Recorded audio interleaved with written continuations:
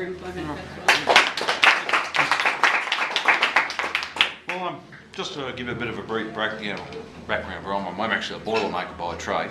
That's what I actually do for a living, and a position that I hold in the union is both Vice President, and I'm on the State Council and State Conference, represent that union at the Trades and Labour Council. And also too, been on and off a job delegate convener at times as well, and have been for over the years. And yes, I'm a member of the CPA now for about 6-7 years at the same time. I think it's important that we're talking about secure employment. I think at this time now, all over the world, you can see workers have been in instant struggle with big capital all over. Be it if you're in the public sector or if you're in the private sector. It's at the moment in the UK, there's over about 2 million workers, especially in the public sector, on a general strike, which I think it's been happening a lot now, and it's because the impact over there of the current crisis is they're really feeling it. And it's basically in Europe as well, and you're seeing it happen in the United States, and no doubt you're really starting to see it happen here, and it's happening in little bits and pieces. When just to give you a brief background, when I entered the workforce, I did an apprenticeship. I did a 4-year apprenticeship. You had to complete a full. It was everything. All the costs were covered by the employer, both your books, your yearly technical books, and your TAFE fees, or technical college we called it back then. And now you're seeing what's happened with the trades now. Even too, they've de-skilled them to a certain point. In fact, all we're doing is producing young assembly workers. We're not actually producing tradespeople. I won't say tradespeople.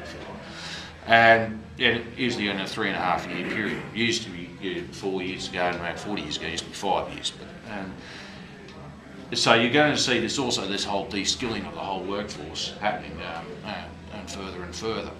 Casualisation, yes, in our industry, it really hit us hard in the last 30 years. And I think in a part of the way it was our fault too. We let a few things go. I think traditionally in the blue collar field, I wasn't too sure in the public sector or white collar, but we used to have what we called the book system, where we actually had control of employment. And what happens if you were out of work, you pop down to your union office, look, I'm out of work, your name was put down in the book, and as soon as the first job would come up, you had, you of course obviously wait in line behind others that might have been there longer than you happened. It was actually very significant on the waterfront industries, both in shipbuilding and repair, and of course around the Waterside Workers Federation and painters and dockers and all that.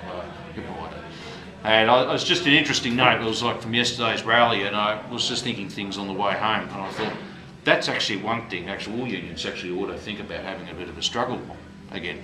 Let's get control of the employment again and let's get the book system reintroduced. It's going to be a tough fight. It's not going to be easy. It's got to be, but nothing's an easy fight. I wish it was easy. I wish it was virtual negotiation, but it's not. It doesn't work like that. I've only been in one negotiation, and the employer said yes. He didn't realise what we're up to, and I thought, oh, that was good. There you go, that was great. So we got what he wanted. He only realised after he signed off that he gave us a 10% pay rise over 2 years and all these other things. That was only a one-off. That was a one-off. We got him, the beauty on that. But that was that. The thing is, that's I think what's one of these key fundamentals of the union and demand. I think we should get that back onto it. And I was from yesterday's rally, which was actually very important. It was actually about fighting for full employment again. We need to get that back on the agenda, because what's happening? Yes, you're seeing the larger casualisation part-time, but and what's happening? Your whole employers, your multinationals, whatever, are just getting more and more control over everything in their lives. From the moment you wake up in the morning to the time you go to bed at night, we're completely dominated by them, one way or the other, by big business. And we need to get that so to start fighting back to get some control. And I thought it was something a little bit interesting just recently too that happened. Our union's been involved in Victoria. It was over Heinz. Now what Heinz is doing is it's now a major multinational food company. It's closing all their operations down and want to move to New Zealand. What the workers have done there in conjunction with the community, want to form a cooperative and take it over.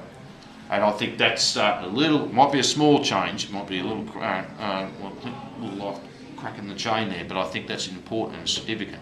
The workers have got to be fundamentally in that important struggle to take it over. And I think that's something we've got to have a look at again, that workers need to get back in control, because all that power and all that thing we've had has just been taken right out of us, and now we're having just a struggle just to try and even get our children trained up now. So this is where we're at the moment, and day by day, as these economic crises are getting worse and worse, and they're coming a lot more frequent now and a lot more intense, you'll find the multinationals and that what we're pretty much ruled by, trying to protect their super profits more and extract more out of us as much as they can. So anything, if they can get away paying you $10 an hour, then so be it. What they don't realise is the less we can afford, the more that's being produced and the less we can afford, well then they've got a major catastrophe on their hand. So this is what's happening, and it's like Claire pointed out, it's that we're being able to less and less afford what's happening now. And just on that, yes, our utility bills are going to go up. It's not just thanks to a government, but I think it's the forces behind it. Our water, electricity and all those other basics are going to go up even further. And Barnett came out with it. That's blatantly, just rudely, arrogantly, they're going up regardless of what it is. So that those things, and of course, on working people have got those concerns on their hands. That's probably the body is lowering the cost of living. And then trying to repay back a bank, with the mortgage and everything else, and you're going to find that too. That's going to start, unfortunately, happening. It's happening over east, and it's happening in other westernised countries as well now. The fact is, the plaintiff or the sheriff goes around with the notice from the courts, right? You need to evacuate your facility, house immediately. The banks have got seized it. You're going to see that happen here too, sooner or later. At the moment, I mean, those in the mining sector might think they've been doing all right, but the question I'd put to them is how long will this last? So I think overall it's got to be a joint thing too with unions and the broader community as well. And I think, I look at something like your rights of work and union solidarity. I thought that was a classic example where we all pulled together and trying to get some change. And I was having a look at that. This is what we sort of needed. Some of these key things we needed to struggle is get back some control again, and not just some control. I think all control. Of back of our major industries and our way of life again, because it's all been ripped away from us and we've been dictated to. Now this is how it is. You can see what's happened. Unions have been pushed into a corner, we've all been ruled and divided, and now it's like, well, it's obviously the writing's on the wall. If we don't actually pull together again and fight back, then we're not going to go anywhere. We're just going to be completely more enslaved. I think it's good to see there is a secure jobs campaign comes out. I think well done on that, and I think it would be good if we can actually get a good united type front campaign on that full employment job security. It's vitally important. It's not just about me personally or any of us around here at the table, but it's generations ahead. I think on that too, I think we've also sometimes added all these, not just the key economic demands we're looking for, but I think it's sort of, well, what sort of society and what sort of future do we want as well?